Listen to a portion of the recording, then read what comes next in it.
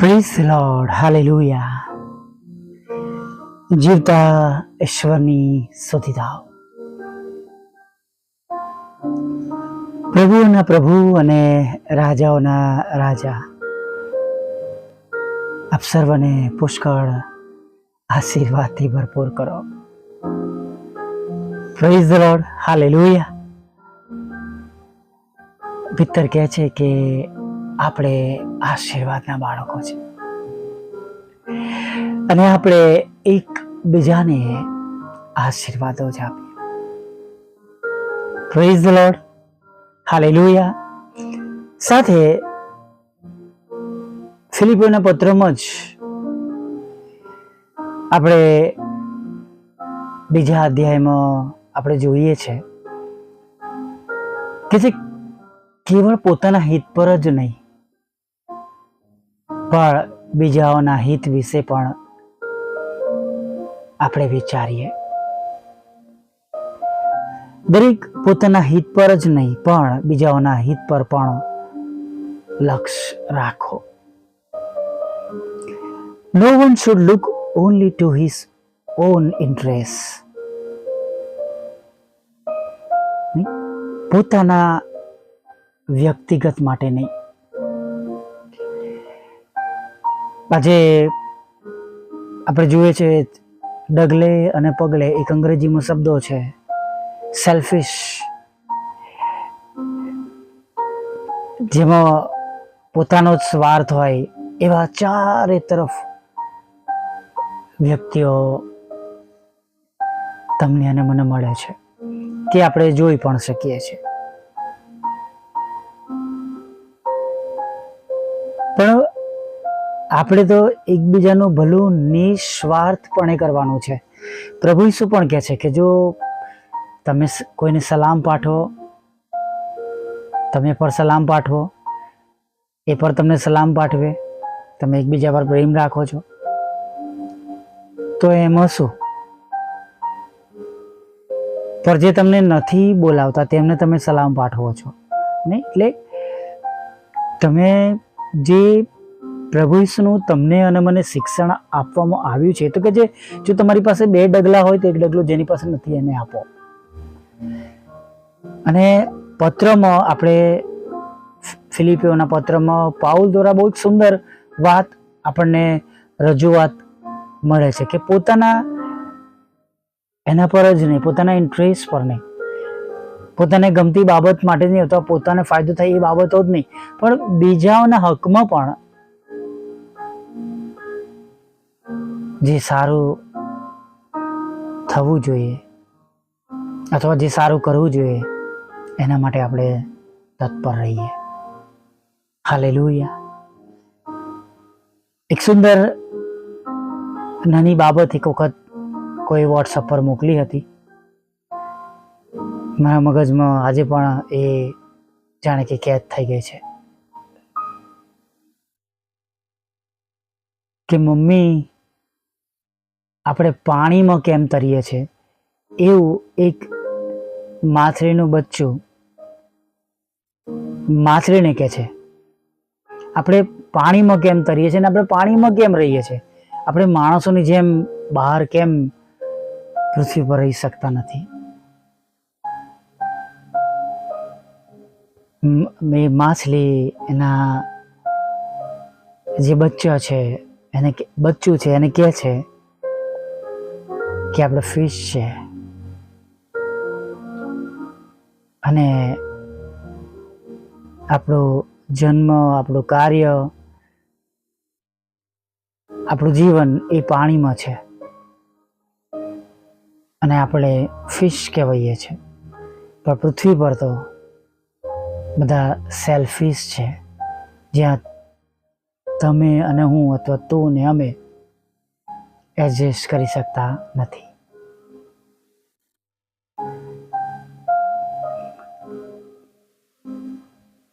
બોનાર્ડ home જૂના સમયમાં લંડનની અંદર 150 વર્ષ અગાઉ થઈ ગયા.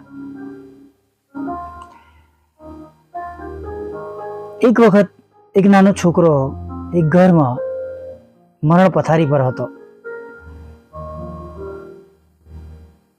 એને ડિબેરિયાના નામનો રોગ લાગવો પડ્યો હતો. ડોક્ટરો એને સાજો કરવાના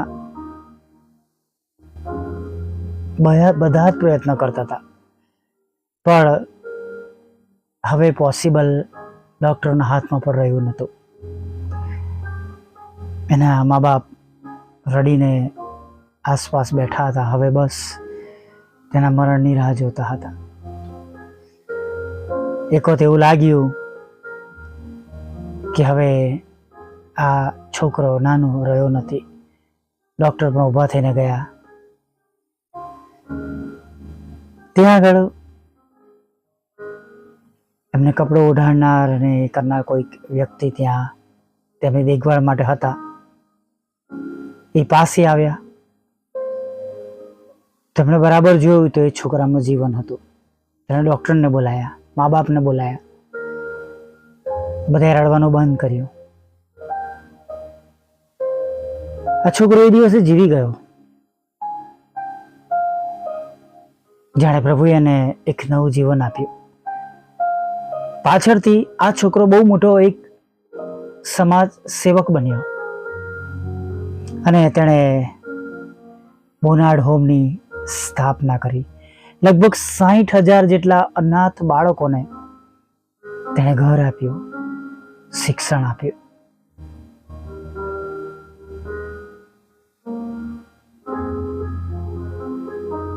પ્રભુનું વચન આપણને માથેની સુવાર્તામાં શીખવાડે છે. પ્રભુ શું કહે છે? બહુ નાનાઓમાંથી એકને તમે તે કર્યું, તે મને કર્યું. બરાબર છે. હાલેલુયા. આવો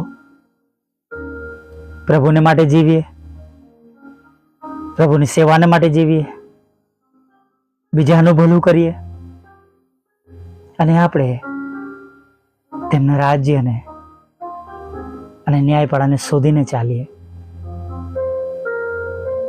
માગવાની જરૂર નહીં પડે. Praise the lord. હાલેલુયા. જે જુએ છે એની જાતે મળી જશે. આવી એક નાની પ્રાર્થના સાથે નાનકડો વિડીયો પૂરો કરીએ. પ્રભુ, આ નાનો વિડીયો તમારા પવિત્ર નામમાં અત્યારે અમે રિલીઝ કરીએ છીએ. પ્રભુ, સર્વ આદર, માન અને મહિમા તમને હો. જે કઈ બાબતો અમે જણાવી છે બીજાઓના હિત પર જોવાને માટે, બીજાઓનું ભલું કરવાને માટે, સ્વાર્થીપણું છોડીને તમારો પ્રેમ ફેલાવવાના માટે, અને પ્રભુ એક સામાન્ય માણસ પણ ઘણા મોટા મોટા કામો કરી શકે છે એ બાબત અમને જણાવવા માટે અમે તમારો આભાર માનીએ છીએ. પ્રભુ, અમને પણ તમે એવા બનાવો કે અમે બીજાઓના હિત વિશે વિચાર કરીએ. કેવળ અમે અમારા પોતાના વિશે જ નહીં, બીજાઓના હિત માટે પણ પ્રભુ અમે નોંધ લઈએ એવું થવા દો. પ્રભુ, અમારી ભૂલો, અમારા પાપ ગુનાઓ અમને માફ કરજો. આ વિડીયો જ્યાં કંઈ સંભળાય, જ્યાં કંઈ દેખાય, જેઓ શેર કરે, સાંભળે, એ બધાના હકમાં જે તે તમારી યોજનાઓ છે એ પ્રમાણે તમે તેમને આશીર્વાદથી ભરી દેજો. કેવળ અને કેવળ સર્વ આદર, માન અને મહિમા તમને મળજો. અને હવે આગળ અમારા બધાની સાથે રહેજો. દિવસની શરૂઆત કરાવજો અને જે તે સમયમાં આ વિડીયો જોવાતો હોય, ચાહે બપોર હોય, રાત હોય, અથવા પ્રભુ મધ્યરાત્રિ હોય કે પ્રભુ સાંજની વેળાએ, દરેક ક્ષેત્રમાં, દરેક સમયમાં આ વિડીયો દ્વારા દરેકને કમ્ફર્ટ મળે, તમારો પ્રેમ, આનંદ, શાંતિ મળે એવું થવા દેજો. પિતા, તમારા વાલા પુત્ર પ્રભુ ઈસુમાં આટલું સાંભળીને માન્ય કરજો. આમીન, આમીન, આમીન. આમીન. વાલા મિત્રો, ફરીથી મળીએ આવી જ રીતના એક નાનકડા વિડીયોમાં. God bless you all.